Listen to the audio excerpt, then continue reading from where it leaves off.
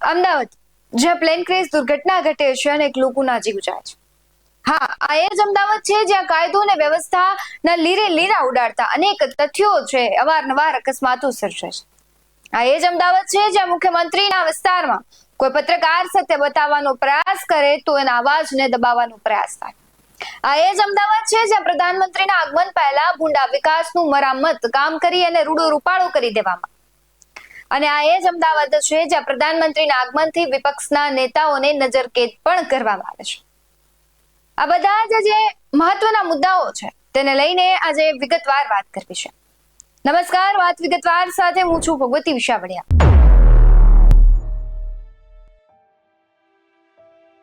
પ્રધાનમંત્રી મોદી 25 અને 26 ઓગસ્ટ એમ 2 દિવસ ગુજરાતના પ્રવાસે છે અને નિકોલમાં સભા પણ ગજવશે. જ્યાં સુધી આ રેકોર્ડ કરી રહ્યા છે ત્યાં સુધીમાં તો તેમની સભા પૂર્ણ થઈ ગઈ છે. આમ તો આ કાર્યક્રમનું જ્યારથી નક્કી થયું ત્યારથી જ અમદાવાદની જે કહેવાય છે કે કાયાપલટ કરવામાં આવી રહી છે.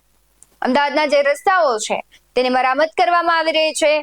છેલ્લા કેટલાય સમયથી લોકો છે હેરાન પરેશાન હતા, પરંતુ તંત્ર સફાળે જાગ્યું, કારણ કે પ્રધાનમંત્રી આવવાના છે અને પ્રધાનમંત્રી આવે તો એવા રસ્તા જોઈને ટકોર કરે એટલે એ બીકથી તંત્ર તરત જ કામે લાગી જાય છે અને રસ્તાઓ છે તેની આખી કાયાપલટ કરે છે. પરંતુ એ રીલ્સ પણ અત્યારે વાયરલ થઈ રહી છે, દ્રશ્યો પણ સામે આવી રહ્યા છે કે જે ખરેખર અમદાવાદના જે વાસ્તવિક રસ્તાઓ હતા કે પ્રી મોન્સૂન કામગીરી ઉપર અનેક સવાલો ઉઠી રહ્યા હતા અને અત્યારે જે રસ્તાઓ છે પ્રધાનમંત્રી આવ્યા એટલે રસ્તાઓને પેરિસના રસ્તા જેવા બનાવી દેવામાં આવે છે. અને આ ગુજરાત છે કે જ્યાં આવું અવારનવાર થાય છે કે પ્રધાનમંત્રી જ નહીં, કોઈ સામાન્ય એક નાનું એવું શહેર હોય ત્યાં મુખ્યમંત્રી આવવાના હોય કે કોઈ ધારાસભ્ય અથવા તો કોઈ અન્ય અધિકારી કે કોઈ સારા એવા મોટા ગજાના નેતા આવવાના હોય તો એ શહેર કે એ રાજ્ય કે એક ગામ છે નાનકડું એવું, તેને સુંદર મજાનું સજાવવામાં આવે છે. ખરેખર એ વાસ્તવિકતા જે એની છે છુપાવવામાં આવે છે, એનું અસ્તિત્વ છુપાવવામાં આવે છે અને એને અલગ ઓળખ 4-5 દિવસ પૂરતી નવી આપવામાં આવે છે. આવું જ કંઈક અમદાવાદમાં થઈ રહ્યું છે કે નિકોલમાં સભા માટે આજે પ્રધાનમંત્રી આવ્યા છે 2 દિવસના પ્રવાસે અને જે આખી અમદાવાદના જે રસ્તાઓની કાયાપલટ છે તે કરી નાખવામાં આવી છે. અને ખાસ તેમની જે કાર્યક્રમ છે એની રૂપરેખાને અનુસાર ગુજરાત કોંગ્રેસના નેતાઓ છે અને આગેવાનો છે તેમને પોલીસે અટકાયત કરી લીધી છે, કારણ કે તેમને ખબર છે કે જો તેઓની અટકાયત નહીં કરે, જો તેમને નજરકેદ નહીં કરે તો ખરાબ રસ્તાઓ છે અને વોટ ચોરીના મુદ્દે કાળા વાવટા બતાવી તે વિરોધ પ્રદર્શન કરશે. કારણ કે કોંગ્રેસની એક યોજના હતી કે જ્યારે પ્રધાનમંત્રી આવે ત્યારે આપણે કંઈક આવું કરવાનું છે. પરંતુ એ પહેલા પોલીસે કાર્યવાહી કરતા કોંગ્રેસ પ્રવક્તા નાગજી દેસાઈ સહિત અમદાવાદ શહેર કોંગ્રેસ પ્રમુખ સોનલબેન, ઉપપ્રમુખ અમિત નાયક અને અન્ય નેતાઓને નજરકેદ કરાયા છે. ઉલ્લેખનીય બાબત છે કે આ પહેલા પીએમ મોદી ઓપરેશન સિંદૂર બાદ 26 અને 27 મેના રોજ ગુજરાતના 2 દિવસના પ્રવાસે આવ્યા હતા. વડાપ્રધાનના વિરોધ કાર્યક્રમને પગલે અમદાવાદ શહેર પોલીસે 25 જેટલા કોંગ્રેસના જે નેતાઓ છે તેની અટકાયત તો કરી દીધી. પણ સવાલ એ છે કે ક્યાં સુધી કોઈ, આપણે ભારતીય જનતા પાર્ટીની વાત નથી કરવી, કોઈ પણ એક પાર્ટી છે જે સત્તામાં બેઠી છે, ક્યાં સુધી ગુજરાતનું વાસ્તવિકતા અને જે કડવું સત્ય છે તે છુપાવશે? ક્યાં સુધી તમે વિપક્ષને કહેવાય છે કે તમે વિરોધ કરતા અટકાવી શકશો? એક સમય તો આવશે કે તમને સત્ય બતાવશે. કદાચ વિપક્ષ નબળો પડશે તો હવે જનતા એટલી જાગૃત છે કે જનતા હવે એ અવાજ બનશે અને સરકાર જે સત્તામાં બેઠી છે, જે પક્ષ છે તેને પડકાર આપશે. વડાપ્રધાનનો કાર્યક્રમ પૂર્ણ ન થાય ત્યાં સુધી તેઓની નજરકેદ અને અટકાયત કરી રાખવામાં આવશે. તો બીજી તરફ વડાપ્રધાન નરેન્દ્ર મોદીના ગુજરાત પ્રવાસ પહેલા ગાંધીનગર સ્થિત કમલમ ખાતે પણ ભારતીય જનતા પાર્ટીની એક મહત્વપૂર્ણ બેઠક યોજાઈ. આ બેઠક ભાજપના પ્રદેશ પ્રમુખ CR પાટીલ સહિત સંગઠન મહામંત્રી રત્નાકરની આગેવાનીમાં યોજાઈ હતી અને આ બેઠકમાં વડાપ્રધાન નરેન્દ્ર મોદીના જન્મદિવસની ઉજવણી અંગે ચર્ચા કરવામાં આવી, જેને સેવા પખવાડિયા તરીકે ઉજવવામાં આવશે. અને આ બેઠકમાં રાજ્યના તમામ ધારાસભ્યો પણ હાજર રહ્યા હતા. સવાલ એ નથી કે પ્રધાનમંત્રીના જન્મદિવસની ઉજવણી માટે તમે બેઠક કરો, પરંતુ સવાલ એ છે આટલી હદે જનતા છે હેરાન થાય છે. અમદાવાદમાં આ ઘટનાઓ, દુર્ઘટનાઓ જે બને છે, ઘટનાઓ નહીં દુર્ઘટનાઓ જે બને છે, નાના બાળકો છે એના હાથમાં કલમ હોવી જોઈએ, એના બદલે તે ચાકુ, છરી અને બંદૂકની ગોળીઓ લઈને સાથે ફરે છે. પ્લેન ક્રેશની દુર્ઘટનાઓ થાય છે.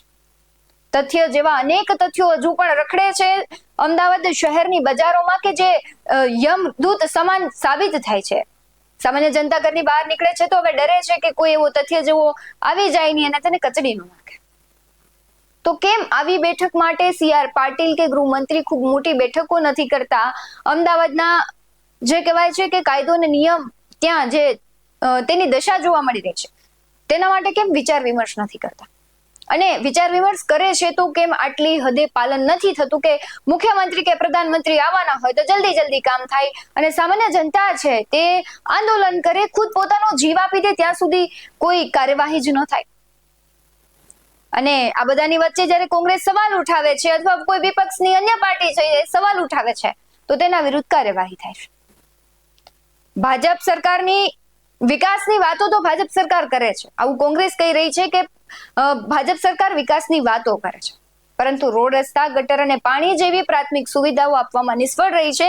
ત્યારે પ્રજાના અવાજથી ડરીને ભાજપ સરકાર સવાલોના જવાબ આપવાને બદલે પોલીસનો ઉપયોગ શા માટે કરી રહી છે, આવું કોંગ્રેસ આરોપ લગાડે છે. આવા કોંગ્રેસ પ્રશ્નો કરે છે, પરંતુ આના જવાબ કોઈ પાસે નથી. આની પહેલા પણ જ્યારે અનેક એવા મોટા કાર્યક્રમો થયા હોય અને વિરોધ જ્યારે ભારતીય જનતા પાર્ટીનો ચાલતો હોય, ત્યારે કોંગ્રેસ હોય કે આમ આદમી પાર્ટી હોય કે અન્ય કોઈ બીજી ત્રીજી પાર્ટી હોય, જો તમે વિરોધ કરો છો તો તમારી અટકાયત થાય છે. કોંગ્રેસ દ્વારા વડાપ્રધાનના પ્રવાસ દરમિયાન વિવિધ મુદ્દાઓ જે પ્રમાણે પ્રાથમિક જરૂરિયાતના છે, વોટ ચોરીના છે, આ બધાના આરોપોને લઈને જે આયોજન કરવામાં આવ્યું હતું વિરોધ પ્રદર્શનનું, એટલે તેઓની ધરપકડ કરવામાં આવી છે. અમદાવાદમાં કાળા વાવટા ફરે, વિરોધ થાય અને એક બાજુ પ્રધાનમંત્રી આવતા હોય તો આ સારું ન લાગે. આ સંભવિત વિરોધો પ્રદર્શનને રોકવા માટે પોલીસે આગોતરા પગલા લેતા કોંગ્રેસના મુખ્ય નેતાઓની અટકાયત કરી છે અને કેટલાકને તેમના નિવાસ સ્થાને જ નજરકેદ કર્યા છે. સરકાર અને પોલીસ પ્રશાસન મુજબ વડાપ્રધાનની સુરક્ષા સર્વોચ્ચ પ્રાથમિકતા છે. એ તેમની વાત પણ સાચી છે ને આપણે પણ એક ભારતીય નાગરિક તરીકે વડાપ્રધાનનું માન હોય એટલે આપણે કહીએ કે તેમની જે સુરક્ષા છે તે સર્વોચ્ચ પ્રાથમિકતા હોવી જ જોઈએ. વડાપ્રધાનના પ્રવાસ દરમિયાન કાયદો અને વ્યવસ્થાની સ્થિતિ જાળવી રાખવા અને કોઈ પણ અઘટિત ઘટના છે તે ન બને તેના માટે આ નિવારક પગલા રૂપે આ એક પગલું ભરવામાં આવ્યું છે. ભાજપના નેતાઓનું એવું પણ કહેવું છે કે વડાપ્રધાનના કાર્યક્રમોમાં વિક્ષેપ પાડવાના કોઈ પણ પ્રયાસને સાંખી લેવામાં આવશે નહીં અને આવા વિરોધ પ્રદર્શનો ગેરકાયદેસર છે. તો બીજી તરફ કોંગ્રેસ પાર્ટીએ આ ઘટનાને લોકશાહીની હત્યા ગણાવી છે. કોંગ્રેસના પ્રવક્તાએ જણાવ્યું છે કે ભાજપ સરકાર પોતાની વહીવટી નિષ્ફળતાઓને સ્વીકારી નથી રહી. જો તેમણે ખરેખર વિકાસના કામ કર્યા હોત તો તેમને થોડા કાળા વાવટાઓથી ડરવાની જરૂર હોત. કોંગ્રેસનું કહેવું છે કે શાંતિપૂર્ણ વિરોધ કરવો એ વિપક્ષનો લોકતાંત્રિક અધિકાર છે અને સરકાર પોલીસનો દુરુપયોગ કરીને વિપક્ષનો અવાજ દબાવવાનો પ્રયાસ કરી રહી છે. અટકાયત કરેલા નેતાઓમાં અમદાવાદ શહેર કોંગ્રેસ પ્રમુખના સોનલબેન પટેલ છે, ઉપપ્રમુખ છે, પ્રવક્તા છે અને ઘણા સ્થાનિક નેતાઓ અને કાર્યકરોનો સમાવેશ થાય છે. આ ઘટનાને કારણે રાજ્યના જે રાજકારણમાં તો ગરમાવો આવ્યું છે અને જે શાસક પક્ષ છે અને વિપક્ષ છે તે વચ્ચે આરોપ પ્રત્યારોપનું દોર હવે વધારે શરૂ થઈ ગયું છે. આમ તો આપણે જોતા હોય કે પ્રધાનમંત્રી જ નહીં પણ મુખ્યમંત્રી પણ જ્યારે કાર્યક્રમમાં આવવાના હોય ત્યારે રાજ્યની દિશા અને દશા બધું જ બદલી નાખવામાં આવે છે. વિરોધ પક્ષના નેતાઓને નજરકેદ કરી દેવામાં આવે. હમણાં જ તાજેતરનો દાખલો છે કે ગુમલી ગામના સરપંચ સહિત આગેવાનો અને વિપક્ષના નેતાઓને જ્યારે મુખ્યમંત્રી સિંહ દિવસના કાર્યક્રમમાં આવવાના હતા ત્યારે નજરકેદ કરાયા હતા. ત્યારે પણ આ જ પ્રશ્ન ઉઠ્યો હતો કે જ્યારે વિપક્ષ છે તે પ્રશ્ન ઉઠાવવાની વાત કરે છે તો સરકાર કેમ ભાગે છે? સરકાર કામ કરે છે તો કેમ ભાગે છે? વિકાસ કરે છે તો વિકાસ માટેના જવાબો કેમ નથી આપતી? અને હવે આમની સાથે પણ એવું કરવામાં આવે કારણ કે જો મુખ્યમંત્રી આવતા હોય ને આવી સરસ સુરક્ષા તેમને આપવા માટે કાર્ય થતું હોય, વિપક્ષને નજરકેદ કરવો પડતો હોય તો પ્રધાનમંત્રી આવવાના હોય એટલે તો કરે જ. આવું કરી સત્તામાં બેસેલા શું બતાવવા માંગે છે ને તે સૌથી મોટો સવાલ છે. અને આ સમગ્ર ઘટના બાદ કહેવાય છે કે ઈસુદાન ગઢવી છે તેમની પણ પ્રતિક્રિયા આવી છે કારણ કે જે કાર્યક્રમ છે તે ખોડલધામના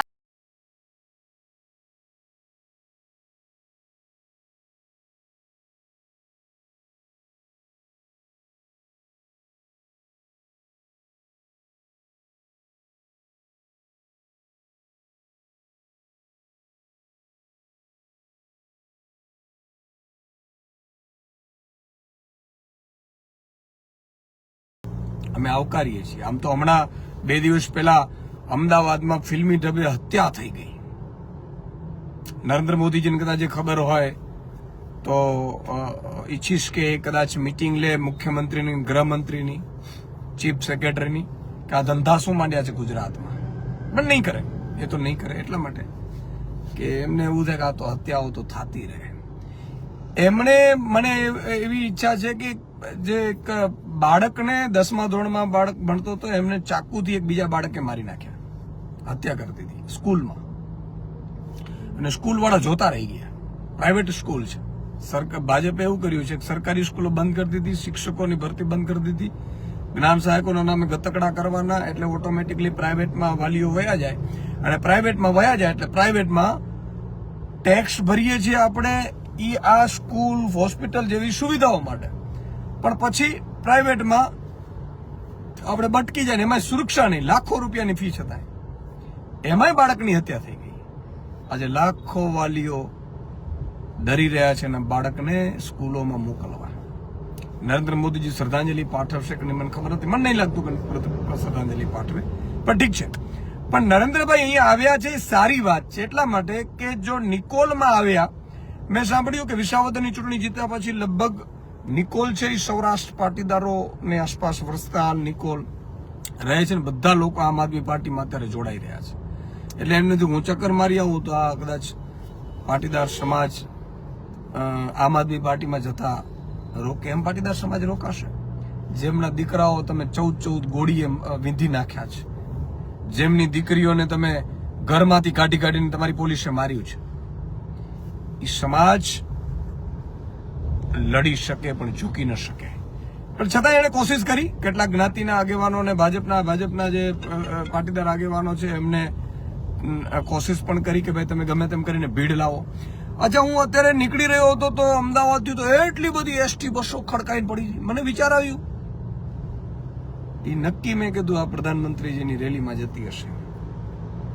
અને 7,000 જેટલા શિક્ષકોને રેલીમાં હાજર રહેવાની ફરમાન આપવામાં આવ્યું. અને વિદ્યાર્થીઓને ભાઈ તમારી લોકપ્રિયતા ઘટી ગઈ હોય, તમે ગુજરાતને લૂંટ્યું એ બધી ખબર પડી ગઈ હોય, ખુલ્લું થઈ ગયું હોય, તો લોકો ન આવે, પ્રજા ન આવે તો સરકારી ખર્ચે તાયફાઓ કરશો, સરકારી બસો તમે મૂકી દેશો સરકારી ખર્ચે, અને શિક્ષકોને 6,000-7,000 શિક્ષકોને ફરમાન મોકલશો કે તમારે નરેન્દ્ર મોદીજીની સભા સાંભળવા બેસવાનું છે.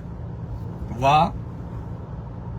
અને મને એટલી ખબર છે કે ભાજપે અમારી સરકાર નથી, વિપક્ષમાં અત્યારે રોલ અદા કરીએ છીએ તોય પેલા લોકોને મોકલે છે કે પ્રશ્ન પૂછી આવો, કે દિલ્હીનો પ્રશ્ન પૂછી આવો.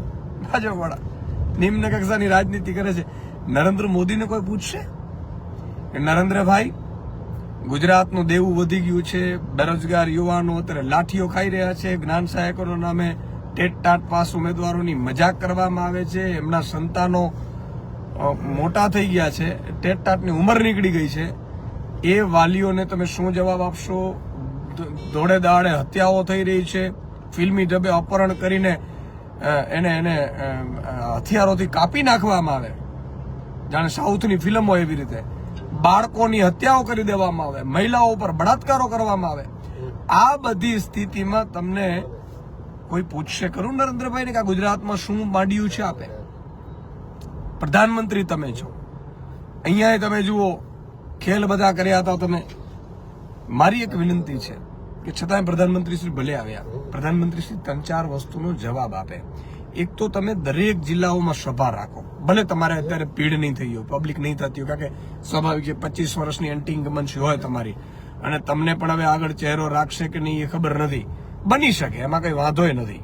એ તો તમારી ઇન્ટરનલ ભાજપ પાર્ટીનો પ્રશ્ન છે, RSS નો પ્રશ્ન છે, બરોબર છે. સંઘ મોહન ભાગવતજી કહે જ છે વારંવાર 75 વર્ષ, અને અમે 60, 70, 65 વર્ષ થાય ને એટલે અમે બધા વડીલો છે ને, વડીલો બધા માળા પકડી લે અને એના સંતાનોને શાસનો સોંપી દે. આપણે 75 વર્ષ થયા, ભાજપના નીચેના લોકોને આપો તો વાંધો નથી, અત્યારે તો કોઈ સરકારો બદલશે નહીં, પણ ભાજપના નીચેના લોકો થાય. પણ છતાંય તમે, હું એટલા માટે કહું છું કે તમારે ભીડ થાય ન થાય, તમે વધારેમાં વધારે મારી વિનંતી એ છે કે સભાઓ કરો ગુજરાતમાં. ભલે તમારે ભીડ ન થાય તો તમે શિક્ષકોને બોલાવી લ્યો, એને ભણવાનું એને બંધ કરાવડાવી દો. તમે એસટી બસો જે ગરીબો માટે છે, સામાન્ય મધ્યમ વર્ગ માટે છે, એમને તમે તમારા ભીડ વ્યક્તિ કરવામાં કરી લ્યો. એ લોકો તો બિચારા એક દિવસ મુશ્કેલી ભોગવી લેશે, અમે ટેવાઈ ગયેલા છીએ. અમે પણ એનાથી રોડ રસ્તા સારા થશે, તંત્ર જાગશે. અહીંયા મુખ્યમંત્રીનો મંત્રીઓનો હાલતું નથી કઈ, જે રામજી કી છે. તમે જુઓ રસ્તા એવા ખસ્તા હાલત થઈ ગઈ છે ગુજરાતમાં. વિચાર થાય આપણે કે આ થઈ શું રહ્યું છે ગુજરાતમાં.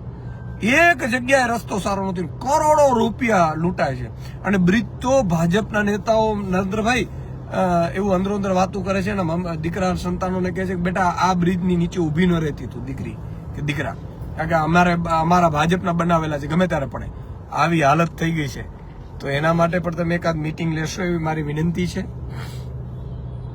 તો મિત્રો આજે નરેન્દ્રભાઈ મોદીની નિકોલમાં સભા છે, એમાં કંઈક ખૂબ બધી બસો મૂકવામાં આવી છે સરકારી.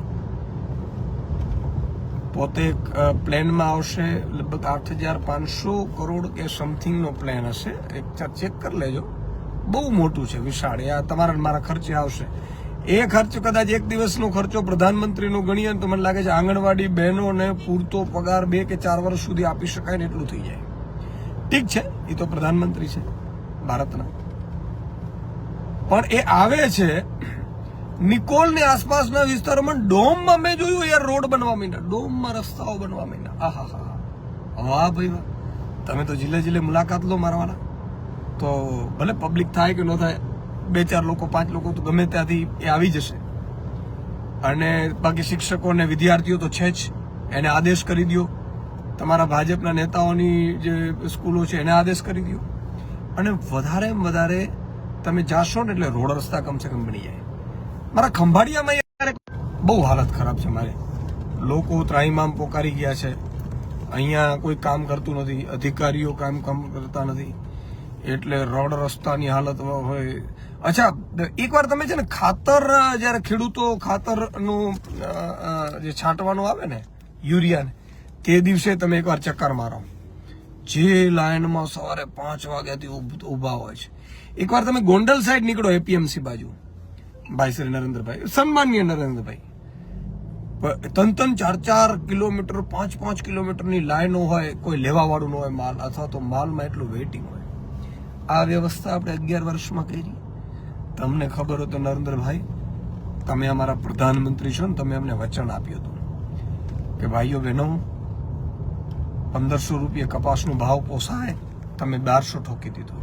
અને હજી તમે ઉપરથી અમેરિકાના કપાસને ઇમ્પોર્ટ ડ્યુટી ફ્રી કરીને સસ્તું કરી દીધું, એટલે અહીંયા હવે ઠાલવી દેશે એ લોકો. એટલે અહીંયા કપાસ પકવતા આપણા ખેડૂતો હેરાન થશે. તમે એવું કીધેલું કે ખેડૂતોને પાક વીમો મળવો જોઈએ. પ્રધાનમંત્રી ફસલ વીમા યોજના ચાલુ કરી, આખી લૂંટેરી યોજના અમારા ખેડૂતોને લૂંટીને વેગી 18-19 થી બાકી છે રૂપિયા, બાકી બંધ કરી દીધી. નરેન્દ્રભાઈ આવું ચાલે યાર? નરેન્દ્રભાઈ, મારી આપને વિનંતી છે, ભગવાન રામે રામાયણમાં એવું કીધેલું છે કે રઘુકુળ રીત સદા ચલી આવી, પ્રાણ જાય વચન ન જાય. આપ ખંભાળિયા બાજુ આવો, રસ્તા બહુ ખરાબ છે. અહીંયા ખેડૂતોની હાલત ખૂબ ખરાબ છે. આમ તો આખા ગુજરાતના તમામ જિલ્લાઓમાં, હું તો આખું ગુજરાત ફરું છું અને ફરી રહ્યો છું, પીડાઓ સમજી રહ્યો છું, જાણી રહ્યો છું. ક્યારેક રડવું આવી જાય. ઈશ્વર આટલી બધી અબાધ સત્તા તમને આપી છે, 156 ને પ્લસ 5-7 બીજી આપી દીધી, 161 પહોંચી ગયા તમે, તોય ગુજરાતનું કોઈ ભલું ન કરી શકે. એટલે ગુજરાતમાં કોઈ સારી વ્યવસ્થા, કાનૂન વ્યવસ્થા નથી, ન્યાયપ્રિય ગુજરાત નથી. અત્યારે કોઈ પણ ભાજપનો લુખો કોઈ પણ નાગરિકને મારી આવે કે છરું મારી દે, ભાજપનો લુખો કોઈ પણ નાગરિકની દીકરીને ઉપાડીને બળાત્કાર કરી દે, એના વિરુદ્ધ ફરિયાદો ન થાય. સાહેબ ભાજપનો નેતા છે. એટલે સાહેબ આટલો અહંકાર તો રાવણને નહોતો. આ હાલત ગુજરાતની થઈ ગઈ છે. માનનીય નરેન્દ્રભાઈ, નજર તો ફેરવો મારા વાલા. તમે આજે કેટલી હદે ગુજરાતને ભૂલી ગયા છો. તમે એવું કહેતા હતા કે ગુજરાતને મિત્રો અન્યાય ન થવું જોઈએ, થપ્પડવાળી એડ આપણે આપતા હતા. ગુજરાતને અન્યાય, ટીવીમાં એક બેન આવતા હતા, તપાટ કરતી થપ્પડ મારતા હતા. ત્યારે જે ગુજરાતને ગ્રાન્ટ મળતી હતી એના કરતા હવે ગુજરાતને ગ્રાન્ટ અડધી મળે છે. મારા વાળા આવું કરવાનું? તમે કહેતા હતા કે મોસાળે જમણવાર ને માં પીરસનાર, એટલે દીકરાને બહુ બધું આપે. કાંઈ આપ્યું નહીં. બાબાજીને ઢૂલું આપ્યું. તમને બિહારની ચૂંટણી છે એટલે બિહારમાં આપી દો છો, એનો અમને વાંધો નથી, બીજે ગમે તે આપો. ગુજરાતીઓ શું ગુનો કર્યો મારા વાલા, તમને પ્રધાનમંત્રી બનાવ્યા. તો મારી એક વિનંતી છે કે અત્યારે 7,000 જે શિક્ષકો છે, તો તમે વિચાર કર્યું કે 7,000 શિક્ષકો અત્યારે આજે ભણાવશે નહીં તો શું હાલત થશે? અને બધા વિદ્યાર્થીઓને એટલે આપણે ભીડ દેખાડવા આવું બધું કરવું પડે, અને એટલું કરવું એ સારું નહીં. બેફામ હત્યાઓ થતી હોય, દીકરીઓની આબરૂ લૂંટાતી હોય. તમે એવું કીધું હતું બહેનો પોસ્ટકાર્ડ લખશો, તમે ક્યાં પોસ્ટકાર્ડ લખીએ સાહેબ? ક્યાં કોઈ મળે છે? તમે એક બેન હરણી બોટકાંડમાં 2 બહેનોના દીકરા મૃત્યુ પામ્યા છે, સંતાનો, એક દીકરીને. એ મુખ્યમંત્રીને પૂછવા ગયા, તેમાં ભાજપના નેતાને સસ્પેન્ડ કરી દીધો કે ભાઈ આની પાછળ આ લાગે છે એમ કરી. અને બહેનોને આ તો ઠીક છે ઘર તોડવા પહોંચી ગયા હતા ગરીબના. સાહેબ આવું ગુજરાત કોણે બનાવ્યું છે? અને એટલી હદે અહંકાર છે, એટલી હદે લૂંટ ચાલે છે, એટલી હદે. એક યોગેશભાઈ કે યશુદાનભાઈ ગઢવી, કાપડિયાળી ગામ કેનાલ ગામ પૂરું કરવામાં આવે એમ નમ્ર વિનંતી છે. યશુદાનભાઈને ઘણા બધા રજૂઆતો કરે છે, ઘણા બધા મને પત્રો લખે છે કે યશુદાનભાઈ આ અહીંયા અમારે કામ બાકી છે, અહીંયા અમારે કામ બાકી છે. અમે વિપક્ષ તરીકે ઉઠાવીશું અવાજ તો, પણ મારી સરકારને વિનંતી છે કે 30 વર્ષના વાયા વીત્યા પછી જો આપણી આ હાલત હોય, બહુ ખરાબ કહેવાય. બાબાભાઈ કહે છે હકીકત વાસ્તવિકતા મુદ્દાની વાત કરી, વર્તમાન સરકારની પરિસ્થિતિ જણાવી. મિત્રો, તમે બધા લોકો પીડિત છો, મને ખબર છે. જે લોકો પીડાય છે, જે લોકોને એમ થાય છે કે મારો અવાજ કોઈ સાંભળતું નથી, તમે તમારા ફેસબુક, ઇન્સ્ટાગ્રામ, ટ્વિટર ઉપર વિડીયો બનાવો, અપલોડ કરો, લાઈવ થાઓ. રોડ રસ્તાના પ્રશ્નો હોય, સરકારી અધિકારીઓની દાદાગીરી હોય, બુટલેગરોના પ્રશ્નો. હમણાં અમદાવાદમાં એક બહુ સરસ ઘટના બની. નરેન્દ્રભાઈ, તમે આવ્યા છો તો હું તમને કહી દઉં, મારી વાત તો તમને કોઈ પહોંચાડશે નહીં, પણ માનનીય સન્માનીય પ્રધાનમંત્રી શ્રી, તમે અમારા બધાના પ્રધાનમંત્રી છો. અમદાવાદમાં એવી ઘટના બની કે એક દારૂના અડ્ડા ઉપર પત્રકારોએ રેડ પાડી કે યાર અહીંયા દારૂના અડ્ડા ચાલે છે. પત્રકારોને રેડ પાડી એટલે ખબર નહીં મુખ્યમંત્રી, ગૃહમંત્રીને શું તકલીફ પડી હશે, અધિકારીઓને. એ પત્રકારો ઉપર ફરિયાદ કરી નાખી. તમે દારૂમાં અડ્ડાનો ઉપર રેડ પાડો અને પાછા ખુલ્લેઆમ દારૂ બેઠા છે, વેચાય છે, દેખાડો છો એવા. અને પછી બુટલેગરને એવું કીધું તું ફરિયાદ કર ભાઈ, કે તારી પ્રિમાઇસીમાં ગેરકાયદેસર ઘૂસ્યા હતા. વાહ ભાજપ વાળા, વાહ, તમને વંદન છે. તમારી જનતાઓને વંદન છે કે આ ધરતી ઉપર તમને જન્મ આપ્યો, તમે એમને લૂંટ્યા ખરેખર. અને આવી રીતે લૂંટ્યા એમ સરકારમાં બેસીને. આવું તો કંશે નહોતો કરતો. કંશે થોડું ઘણું માન સન્માન રાખતો હતો. તમે તો હદ કરી નાખી. તો નરેન્દ્રભાઈ, આ વસ્તુની તમને ખબર ન હોય ને, તો મારી વિનંતી છે કે ક્યાં તો તમે માઇક કોકને નીચે આપજો, કે કોઈને પ્રશ્નો હોય તો મને પૂછજો, તમને ખબર પડશે પ્રશ્નોની જડી વર્ષ. અને ખાસ કરીને આ દારૂનો આવશે અડ્ડાનો, ખરેખર તો પોલીસ હપ્તો લે છે, સાબિત થઈ ગઈ હોય તો જ FIR થાય પત્રકારો ઉપર, એક મીડિયાના મિત્રો ઉપર. અને મજાની વાત જુઓ તમે, ખરેખર તો આ મુદ્દો ડિબેટેબલ હતો. બધી ટીવી ચેનલો ગુજરાતી મીડિયામાં પણ ચાલવું જોઈતું હતું. હું તો મીડિયાનો, હું પત્રકાર છું ભાઈ, મૂળે તો હું પત્રકાર છું, ઇન્વેસ્ટિગેટિવ જર્નાલિસ્ટ રહ્યો છું. કયા મુદ્દા કઈ રીતે ઉઠે હું બેખૂબી જાણું છું. હું ચેનલમાં હતો, ઈશ્વરની કૃપાથી, મા જગદંબાની કૃપાથી, કામયમાની કૃપાથી એ ચેનલ નંબર 1 બનાવી હતી. પણ મારું કહેવાનું એ છે કે ડિબેટેબલ તો ન બન્યું. કોનો ફોન ક્યાં જતો હોય બધી ખબર તો જ હોય, મને મારાથી બોલાતું ન હોય, પણ એ સારું નથી. તમે પ્રજાનો અવાજ દબાવી શકશો, તમે પ્રજાને દબાવી શકશો, પણ તમે એક ગરીબ વંચિતની બદદુઆને ક્યારેય અટકાવી નહીં શકો. જે દિવસે એની બદદુઆ લાગશે, જે દિવસે એના અહીંયા ફાટમાંથી નીકળશે. એ પત્રકારોએ ખરેખર તો પોલીસ પગાર લે છે દારૂનો અડ્ડો ન ચાલે એટલા માટે. ગૃહમંત્રી પગાર લે છે કે વ્યવસ્થા, કાનૂન વ્યવસ્થાને દારૂ ન વેચાય. મુખ્યમંત્રી પગાર લે છે, મુખ્યમંત્રી ગૃહમંત્રીને મુખ્યમંત્રીને હેલિકોપ્ટર આપીએ છીએ, ચાર્ટર પ્લેન આપીએ છીએ 200 કરોડનું. અને એમાં પાછો ફ્યુલે આપણે પુરાવીએ છીએ કે જેથી કરીને, અને પૂરી સિક્યુરિટી સાથે. એ મુખ્યમંત્રી પોતે દારૂના અડ્ડા બંધ ન કરાવી શકે. એક સામાન્ય ઘરના પરિવાર, મધ્યમ વર્ગના પરિવાર પત્રકારી ગયા અને એના ઉપર FIR થાય તો એના દીકરા કે દીકરી સંતાનો શું વિચાર કરતા હશે? કલ્પના તો કરો કે જેણે મારા મમ્મી કે પપ્પા કે દીકરા દીકરીઓ, એણે એના વાલીઓ દારૂના અડ્ડાઓ દેખાડ્યા ગુજરાતની સમક્ષ. અને મને એ વાતનો આશ્ચર્ય થાય છે કે એ પીડા તમે એના સંતાનને પૂછજો કે એના મમ્મી પપ્પા એ જે જેલમાં ગયો હોય પત્રકાર, અને ઈ પણ કામ કરતા બહુ દુઃખ થાય સાહેબ. મજાની વાત તો ઈ છે કે આ બધી વસ્તુમાં તમારે મારી એક વિનંતી એ છે કે નરેન્દ્રભાઈ, તમે ગુજરાતને જુઓ. તમે એમના માનતા કે 156 આવી ગઈ ને 165 આવી ગઈ ને હવે 180 આવવાની નથી. 2022 પછીની પહેલી ચૂંટણી આમ આદમી પાર્ટી લડી. પહેલી ચૂંટણી આમ તો મજબૂતાઈથી આવી એ વિસાવદરની આવી. આમ તો બીજી ચૂંટણી આવી કે જેમાં કોંગ્રેસમાંથી જે ભાજપમાં ગયા હતા જે લોકો, અને ભાજપમાં ગયા હતા અને પછી ભાજપમાંથી જીતી ગયા. કોંગ્રેસની તાકાત નથી ગુજરાતને ભાજપને હરાવી શકે ગુજરાતમાં જનતાને જીતાડવા માટે. કોંગ્રેસની તાકાત જ નથી, એટલે નથી. એટલે તો 30 વર્ષથી પ્રજા એની પાછળ ટીંગાતી રહી બિચારી કે હજી કરે. અને બે જ પક્ષ હતા એટલે શાસકમાં ન હોય એટલે વિપક્ષમાં આવે.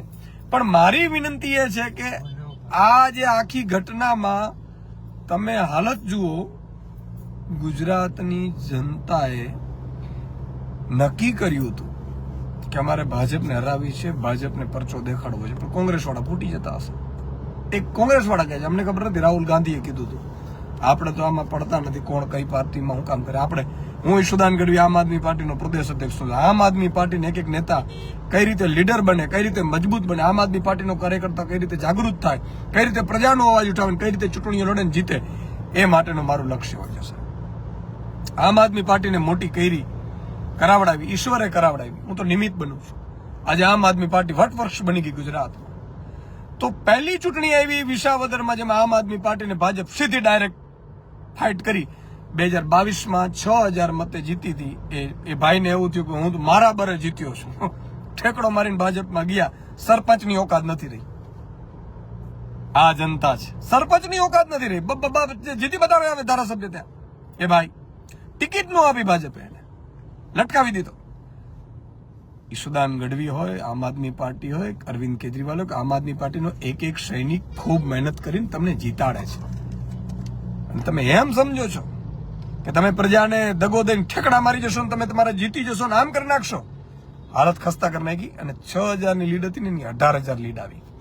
તો નરેન્દ્રભાઈ, ગુજરાતમાં 156 આવી, એ કોંગ્રેસના કારણે આવી હતી.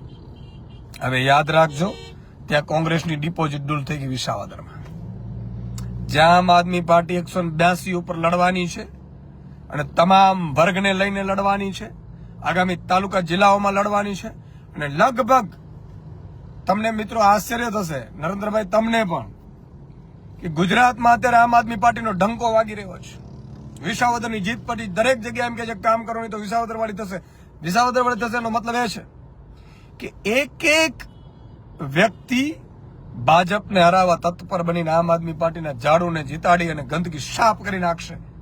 અને દરેક જિલ્લાઓમાં, દરેક તાલુકાઓમાં ગોપાલ ખડા કરવાના છે. ગોપાલ જેવા લડવૈયાઓ ખડા કરવાના છે. એ અમારી જવાબદારી છે સાહેબ, અને અમે કરીને બતાવીશું. તો મારી એક વિનંતી છે સૌને, તો કે તાલુકા જિલ્લા પંચાયતની ચૂંટણી આવે છે. અત્યારે ઓપન ટુ ઓલ કરનારી પહેલી પાર્ટી હિન્દુસ્તાનમાં સાહેબ. ભાજપ કોંગ્રેસ શું કે તમારે તાલુકાની સીટ લડવી હોય, જીતવી હોય ને એટલે ચપ્પલ ઘસાઈ જાય. સાહેબ માટે બ્રેડ લઈ આવે ને, કોઈ દારૂ પીતા હોય તો દારૂની વ્યવસ્થાઓ કરે ને, પ્રમુખશ્રીને આમ કરે ને, પ્રમુખશ્રીને આમ કરે લઈ જાય.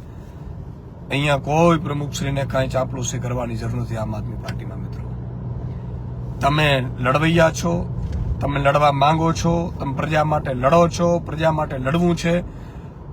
ભાજપ કોંગ્રેસની લાઈનમાં નથી તો આમ આદમી પાર્ટી તમને ટિકિટ આપશે, તમને જીતાડશે અને પ્રજાની સેવા કરવાનો મોકો આપશે. આમ જોઈએ તો રાજકારણમાં આવું બધું નાનું મોટું ચાલતું હોય, પરંતુ સવાલ એ છે કે જ્યારે કોઈ મોટા ગજાના નેતા આવે તો કેમ અધિકારીઓ અને સ્થાનિક નેતાઓ છે, સત્તામાં બેસેલા નેતાઓ છે, સડસડાટ કામ કરાવે, અને જે જનતા છે પોતાનો જીવ આપી દે ત્યાં સુધી તેમની જે જાડી ચામડી છે તેમાં કોઈ અસર નથી થતી. તમને શું લાગી રહ્યું છે કમેન્ટ બોક્સમાં જરૂરથી જણાવજો. હાલ વાત વિગતવારમાં બસ આટલું જ. આવા જ વધુ અહેવાલો સાથે ફરી મળતા રહીશું. તમે અમારી યુટ્યુબ ચેનલને સબસ્ક્રાઇબ કરવાનું, અમને ફેસબુક અને ઇન્સ્ટાગ્રામ પર ફોલો કરવાનું ભૂલશો નહીં. બાકી અમને અપડેટ્સ મેળવવા માટે જોતા રહો BS9 ન્યૂઝ. નમસ્કાર.